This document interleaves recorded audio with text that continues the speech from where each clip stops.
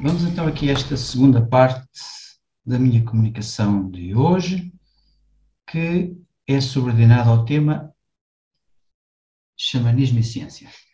Pronto. Então, xamanismo, na primeira parte da comunicação, vocês já ficaram com uma noção, não é? De que é essa tal prática antiga, não é? Que se calhar é a primeira medicina, não é? Foi a primeira medicina do ser humano, a primeira medicina holística do ser humano e que continua a ser em muitas sociedades humanas, continua a ser, e essas sociedades humanas, através destas práticas, têm, não é, subsistido, não é? O que significa que estas práticas são valiosas. Interessantemente, eu trouxe-vos aqui alguns estudos, quer dizer, alguns excertos de alguns estudos, e interessantemente o xamanismo tem um foco de interesse muito grande no domínio da ciência e dentro da ciência, no domínio da antropologia, da psicologia também, e interessantemente da psiquiatria. E num bom sentido. Por exemplo, este autor, que é um psiquiatra, publicou numa revista científica em 1971, que se chama a revista que se chama Investigação Psiquiátrica Transcultural, não é? E, na sequência do seu estudo, onde esteve a estudar sociedades humanas antigas, né, ancestrais, ele chegou a esta conclusão. Na sociedade ocidental de hoje, uma nova forma de cura pode, de facto, estar em processo de se tornar legitimada e institucionalizada. Ou seja, ele viu tal valor nas práticas xamânicas que começou a pensar que é possível que estas práticas, com o tempo, se integrem no tecido social ocidental. E, de facto, assim tem sido, embora num processo lento. Depois, este autor, Larry Peters, que começou por ser um investigador bolsista de psiquiatria e depois formou-se e nas suas investigações também com várias sociedades ancestrais, acabou por se apaixonar por uma sociedade ancestral e tornou-se xamã na tradição tibetana. Então, neste artigo publicado em 1978, estão aqui as referências e o número de página, inclusive, para vocês tiverem curiosidade de irem ler ou aprofundar, foi publicado numa revista da Sociedade para Antropologia Psicológica. Ele escreveu: a principal função social do xamã na sociedade Tamang, que é uma sociedade tibetana, é o diagnóstico e o tratamento de doenças físicas e mentais, bem como de problemas pessoais, como seja o dos conflitos conjugais, dificuldades económicas e má sorte. Articula-se aqui um pouco com aquilo que vimos na minha primeira comunicação. Pois, este é um livro. É um livro do mesmo, não, este é um livro de um psiquiatra norte-americano, que na sequência das suas investigações decidiu escrever um livro, publicou nos anos 80, com este título, né? Curandeiros e Psiquiatras. As raízes comuns da psicoterapia e o seu futuro. Pronto. E o Dr. Torrey diz que descreveu neste livro que os xamãs são, muitos deles, está aqui esta reserva, chama, não são todos, mas muitos deles, psicoterapeutas eficazes e produzem mudanças terapêuticas nos seus clientes. Ora, quando se estudam estas sociedades ancestrais de uma forma desenviesada, não distorcida, não clivada, não tendencial, consegue-se perceber que estes sujeitos que podem parecer estranhos, que usam roupas muito estranhas, que usam máscaras, às vezes um pouco assustadoras, que fazem danças muito exuberantes, etc, etc. Parece tudo muito estranho, mas existe efetividade no trabalho que estes homens e mulheres fazem. E este psiquiatra veio destacar isto, mas não só.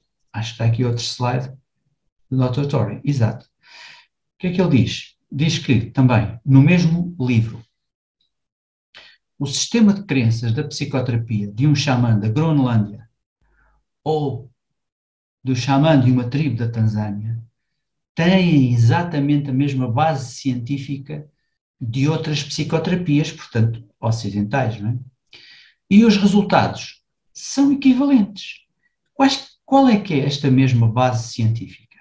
É estes 4 pontos. Uma visão do mundo partilhada, claro, e depois um fator importantíssimo em qualquer psicoterapia, as qualidades pessoais do técnico, as qualidades humanas e as qualidades técnicas. Não é? Um outro fator, as expectativas do utente. As expectativas do trabalho que o técnico, da eficiência do técnico, da humanidade do técnico. Portanto, as expectativas, obviamente, que são importantes, eu diria, em qualquer atividade humana, não é? E depois, as interações que, da parte do técnico, promovem ou estimulam a aprendizagem e a mestria do utente. Não é? O crescimento, a maturidade, a autonomia, a autodeterminação do utente. Portanto, estas quatro bases, né, são comuns a qualquer psicoterapia. E este investigador vem chamar a atenção de que no xamanismo, nas práticas xamânicas, isto também existe e é funcional e é efetivo, tem resultados positivos. Depois, outro excerto agora de uma tese de doutoramento em antropologia efetuada nos Estados Unidos. Uma conclusão também de uma investigação longa efetuada por este autor. Uma conclusão. Os xamãs têm visões cosmológicas, né, as visões do mundo, uma visão sobre a existência, extraordinariamente ricas e tradições de sabedoria que, de outra forma, são desconhecidas dos leigos. Também reconhecem que outros praticantes têm diferentes poderes e entendimentos. E eu escolhi precisamente aqui este excerto desta tese de doutoramento por causa disso, por causa desta última parte.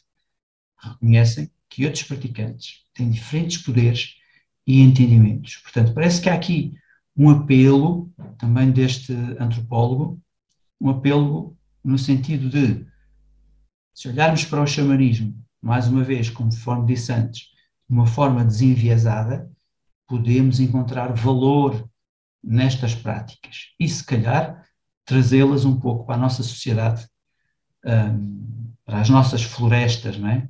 Para as nossas florestas de betão, não é? Onde a gente vive.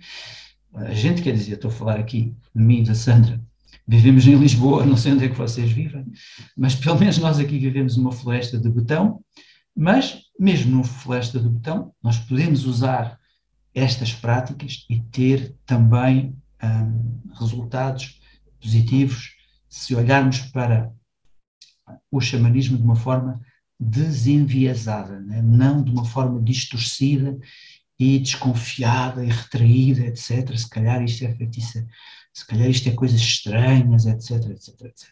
Pronto. Mas depois aqui, um outro artigo não, um estudo, uma conclusão, aliás, de um estudo efetuado por uma equipa de psicólogos uma equipa de psicólogos e investigadores franceses da Universidade de Picardie Jules Verne, onde eles concluíram. Estudaram, como é que foi? Estudaram cinco grupos de 6 pessoas que participaram em atividades xamânicas. Portanto, pessoas como nós, não é? Pessoas aqui do Ocidente. E estas pessoas não sabiam nada de xamanismo, mas participaram foi durante 4 meses, reuniram-se 8 vezes durante 4 meses. Conclusões, final do estudo. A participação em um grupo xamânico parece ser capaz de desencadear mudanças terapêuticas construtivas. Por exemplo, consciencialização das emoções, compreensão da origem das dificuldades pessoais, soluções para melhorar a própria vida.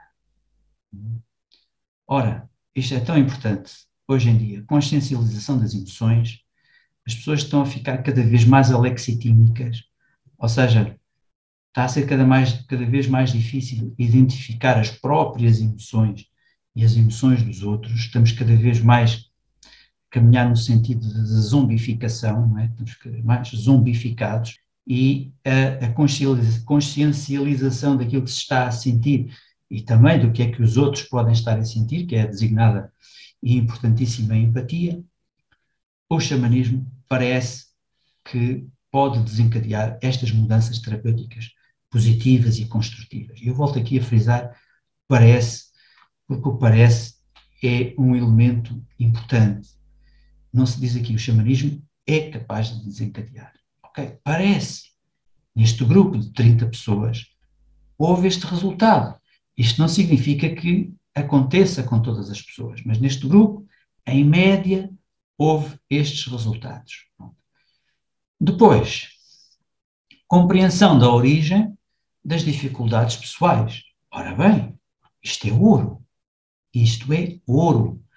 Em qualquer psicoterapia, esta compreensão e esta articulação vão facultar à pessoa poder pessoal. Né? A pessoa já não é dominada por algo inteligível, algo que não se entende. A pessoa compreende a origem das suas dificuldades. E isso é o primeiro passo para uma mudança positiva. As soluções para melhorar a própria vida, ok, pode ser o passo seguinte, na sequência da consciencialização das emoções, da compreensão da origem das suas dificuldades. Portanto, isto é um grupo pequeno, é uma amostra pequena, são 30 pessoas, mas já dá um indicador interessante de como pessoas que não sabiam o que era o xamanismo, se investiram num curso e que tiveram estes resultados extraordinários.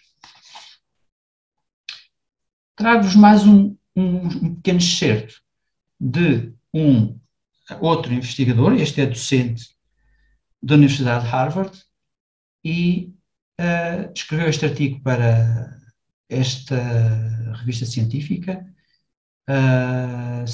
como é que se traduz isto? Ciências comportamentais e cerebrais, não, qualquer coisa assim. Então o que é que ele escreveu?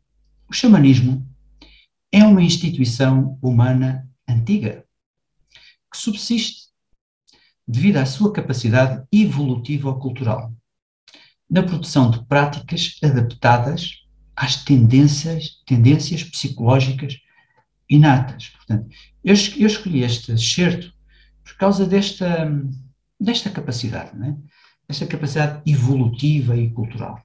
A gente pode olhar para as sociedades ancestrais e pode pensar assim, eles parece que não evoluíram. Não é? Errado. Claro que evoluíram. Evoluíram à sua própria maneira. Evoluíram e foram-se adaptando aos desafios que foram encontrando geração após geração. Claro que quando estamos a olhar para as sociedades ancestrais, importa vê-las nesse sentido, como sociedades que subsistiram, não é? Subsistiram a uma série de contrariedades, claro que também na sequência de uma série de oportunidades positivas, mas resistiram a uma série intempéries, de dificuldades, se calhar de subsistência, etc, etc. Porquê? Pela sua capacidade de adaptação, que facultou essa evolução. Agora, sobre o xamanismo, trouxe aqui uma série de pequenos excertos. E agora, ciência. O que é isso da ciência? Não é? Vamos perguntar a um cientista o que é a ciência. E, ok, o cientista vai, se calhar vai ficar um bocadinho atrapalhado, porque a definição de ciência engloba muita coisa. Não é? Eu não trouxe para aqui essa muita coisa, mas trouxe alguma coisa para pensarmos um bocadinho e também para tentarmos perceber, afinal, o xamanismo é uma ciência ou não é uma ciência? Vamos lá.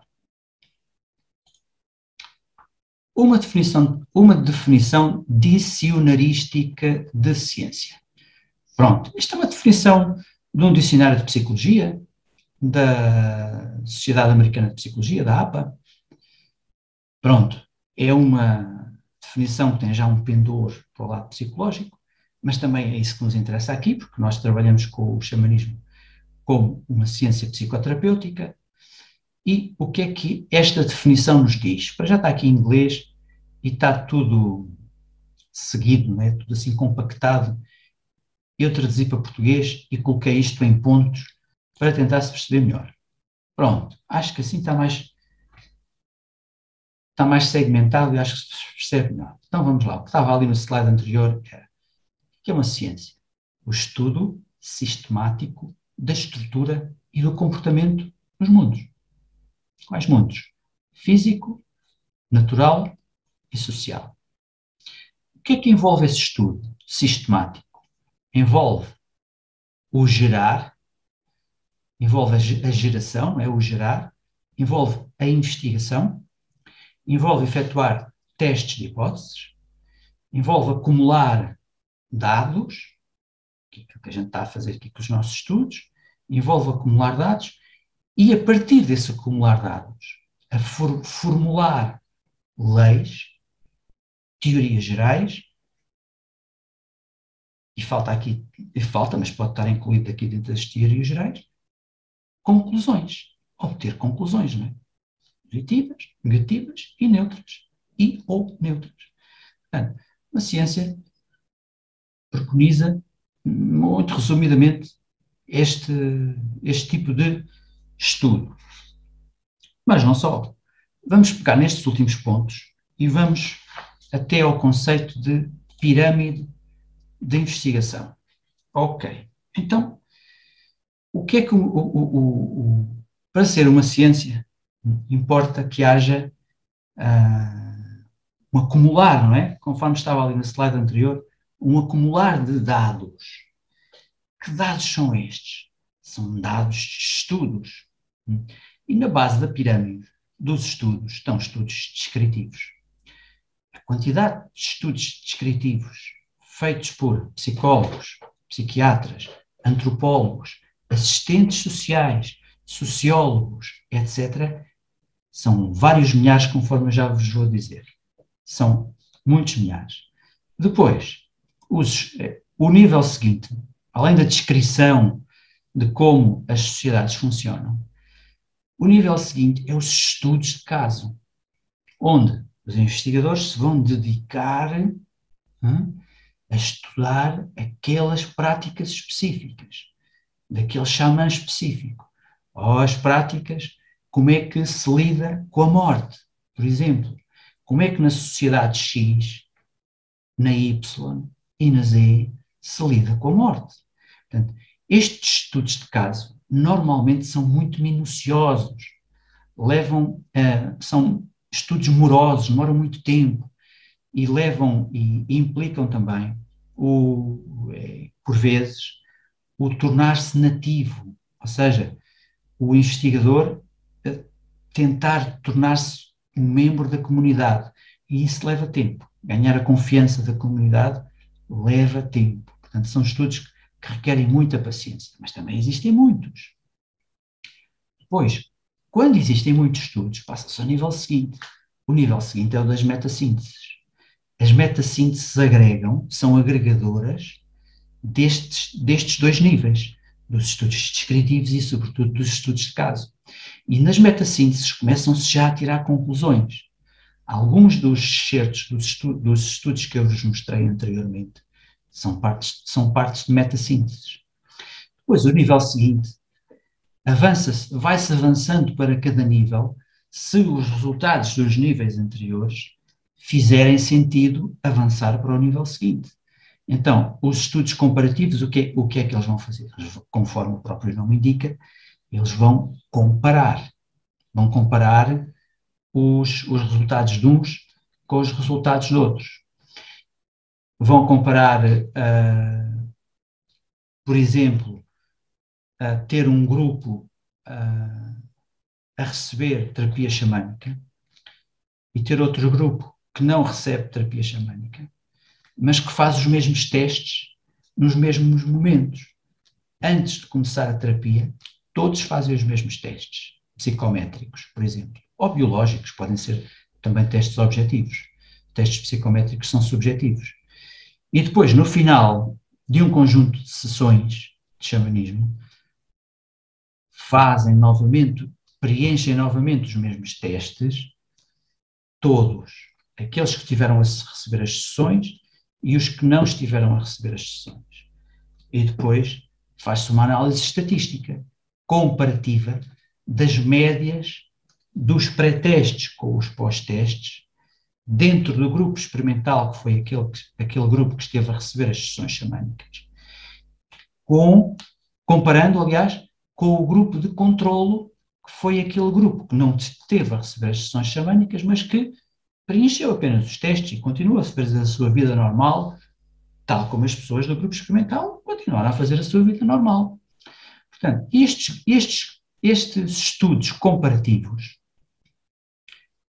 que seja do nosso conhecimento, e nós andamos a varrer as bases de dados, a vasculhar as bases de dados científicas, não encontramos estudos comparativos deste tipo que eu acabei de descrever. E então, encontramos este vazio na ciência xamânica. Isto não existe. Mãos à obra. Vamos fazer nós. Não vamos estar à espera que os outros façam. Ninguém faz? Ok. Nós adoramos o xamanismo. Já obtivemos montes de resultados connosco próprios com o xamanismo. Se calhar já não estávamos vivos se não fosse o xamanismo.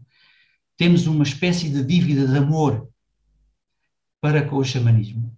Então, já que temos este conhecimento, vamos colocá-lo na prática. Andámos 5 anos a estudar psicologia, onde aprendemos muita coisa de estatística, a lidar com os mais variados testes. E então vamos colocar isto também, este conhecimento, ao serviço do xamanismo. Porque o xamanismo merece-nos esta dedicação. E é isso que nós estamos a fazer. É estranho, já recebemos vários comentários desagradáveis. Porque é que vocês estão a estudar, a aplicar testes, não sei o que, no xamanismo? Não faz sentido, etc, etc.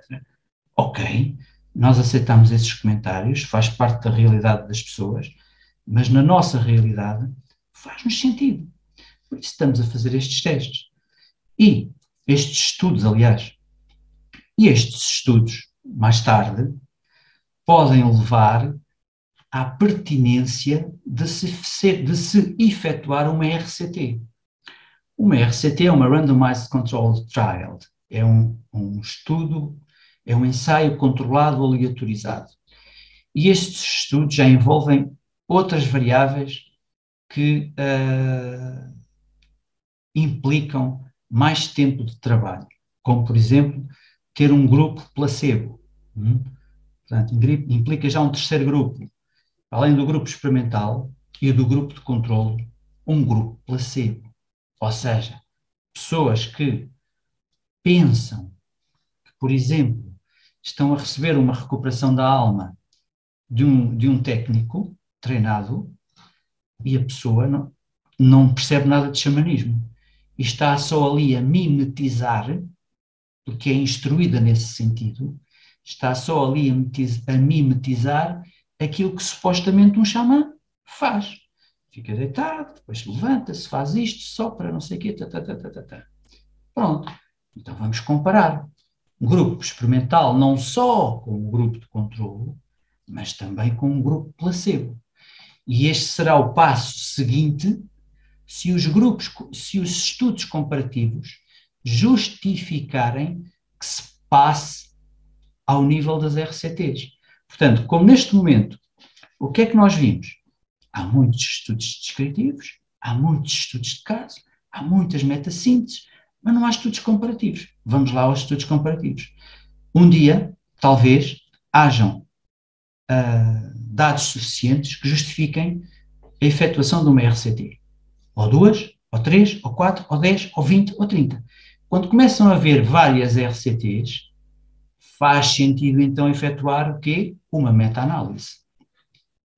Uma meta-análise é um agregado de estudos que vai responder à questão sobre se esta psicoterapia é válida. Esta psicoterapia é válida. Portanto, vamos usá-la, produz bons efeitos, vamos usá-la de uma forma alargada, não é? Vamos pô-la à disposição da sociedade com princípios, com parâmetros, com protocolos procedimentais, etc, etc. Tudo isso nós já estamos a desenvolver, protocolos procedimentais.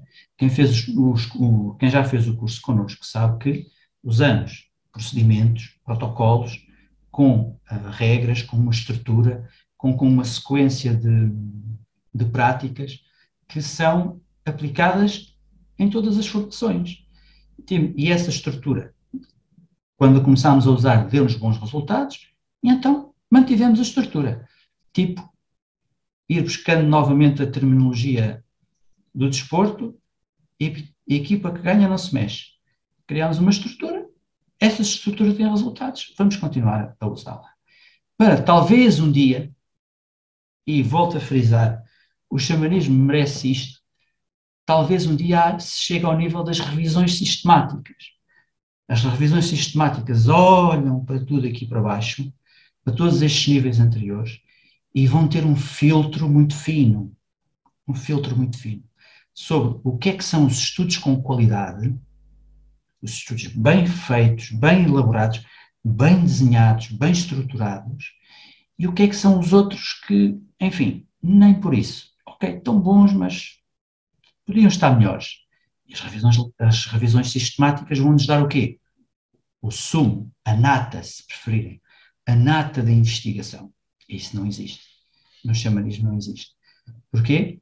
Porque há poucas pessoas investidas aqui neste quarto patamar. Nós saibamos, não sabemos se somos os primeiros a fazer este tipo de estudos comparativos, que a Sandra já vos vai mostrar alguns resultados preliminares. Não sabemos se é possível que hajam mais investigadores no mundo a fazer estes estudos comparativos e se existirem, ainda bem. Porque é importante. É importante porquê? Porque estas práticas, volto a frisar, funcionam. Funcionam sempre? Não. Não vamos ser românticos, nem vamos fazer idealizações pela positiva, vamos ser honestos. Funcionam sempre? Não. Há casos em que os resultados não são os desejáveis. Mas a nossa conclusão aponta para quanto mais os dados se vão acumulando, mais a curva dos resultados se vai aproximando da curva normal. O que é a curva normal? Uns não melhoram, varia entre uns não melhoram nada, uns melhoram, uou, isto foi quase um milagre, melhorou muito rapidamente e de uma forma muito surpreendente. Portanto, entre o não melhora nada, entre o melhora de uma forma muito surpreendente e depois a curva normal, não é? Entre esses dois extremos, depois forma-se uma curva. Entre essa curva, dos que não melhoram nada e dos que melhoram muito surpreendente, estão todos os outros. Quanto mais os dados se vão acumulando, mais a gente vai vendo a curva normal a desenhar-se. E esta curva normal, é com qualquer psicoterapia. Qualquer psicoterapia tem isto. Casos que funcionam muito bem, casos que não funcionam nada bem, e às vezes até que as pessoas ficam pior do que o que estavam, são os casos de deterioração, ou, como se também diz, de efeitos iatrogénicos, que existe em qualquer psicoterapia. Eu diria que existem também, provavelmente, na medicina, etc. Portanto, estamos neste momento investidos aqui nesta zona azul. Estamos aqui nesta zona azul, já que existe aqui muita investigação na zona amarela. E tenho aqui uns dados curiosos. Fui ao Google Académico, por curiosidade, usei uma chave de pesquisa, que é uma chave simples de pesquisa, que é, e vocês até podem experimentar no Google Académico, se tiverem curiosidade, e usem esta chave de pesquisa. Shaman, né, em inglês, não é? Eu vou dizer em português, mas em inglês. Usem a chave em inglês. Xamã ou xamanismo e efetividade. Por curiosidade, fui procurar e foram devolvidos 28.600 resultados. Depois pesquisei em português, com estes termos em português, e surgiram 8.300 resultados. Portanto, aqui nesta zona 2 e 3, onde se procura responder à questão em que e como é que as pessoas que receberam o xamanismo beneficiaram do xamanismo. Em que e como. Aqui na zona 4 e 5 são considerados estudos de eficácia e tentam responder à questão. Esta psicoterapia, neste caso, o xamanismo funciona mesmo. Então, vamos lá estudar isso com os tais grupos de controle e preferencialmente, com os tais grupos do placebo. Quantidade de resultados encontrados, 28.400. Em português, 16.300. Depois, existem também outro tipo de estudos, que é os estudos de eficiência. Os estudos de eficiência tentam responder à seguinte questão. Ok, estes resultados foram obtidos, muito bem, mas quanto é que isto custou ao utente? Quanto custou? Durante quanto tempo? Quantas sessões é que foram feitas? Para que é que servem os estudos de eficiência? Para depois fazer comparações com outras psicoterapias. Não é? Os sistemas de saúde, as seguradoras, fazem tomam as suas decisões de gestão com base neste tipo de estudos, não é? Nestas meta-análises, que depois nos vêm dizer, olha, se usares vem-nos mostrar, esta psicoterapia tem estes resultados com estes custos, e durante este tempo, esta tem estes, esta se calhar tem melhores resultados, mas leva mais tempo, portanto é um pouco mais dispendiosa, etc, etc, etc. Existem estudos de eficiência no xamanismo? Não, não existem. Estamos nós a tentar fazer o primeiro, através da nossa investigação. Deixem-me também salvaguardar a possibilidade destes números que eu estive a apontar, por exemplo, de 28.400 resultados, quando procurei no Google Académico por esta chave, xamã, xamanismo e eficiência.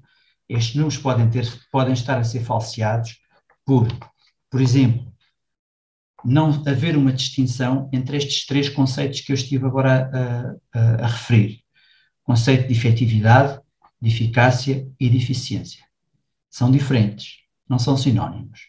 Eles tentam responder a questões de investigação diferentes, conforme eu estive a tentar exemplificar.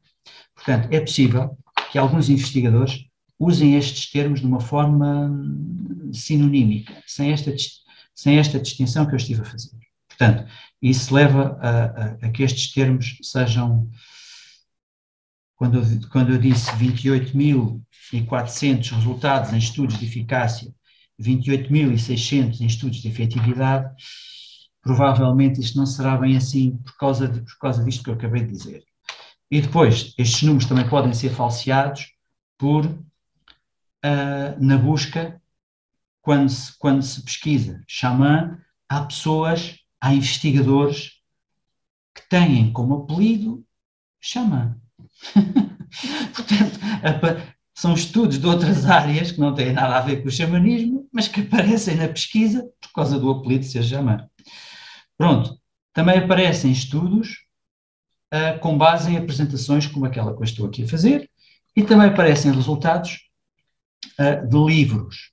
Portanto, destes 28 mil e tal resultados que eu estive aqui a dizer, vou ser um bocado agora mauzinho com o xamanismo, mas se calhar 50% é que são mesmo estudos de efetividade. Mas mesmo assim, 50% de 28 mil, 14 mil é um número simpático. Pronto, e já estou aqui a dar um grande corte nesta quantidade. Pronto, espero que tenham ficado com uma noção de qual é o status quo do xamanismo como ciência. Está a caminho de se tornar uma ciência, não é? Uma ciência com dados, não é? Com suporte empírico forte, bem consubstanciado, já tem uma boa base em termos de descrição, em termos de estudos descritivos, de estudos de caso e de metassíntese, mas falta ainda o outro lado. Portanto, se vocês são interessados em investigação, juntem-se ao Instituto de Ciências Integradas e trabalho não falta. Pronto, acaba assim a minha apresentação. Vou passar mais uma vez a palavra à Sandra, que agora vai-vos mostrar, como disse, alguns resultados preliminares da nossa investigação.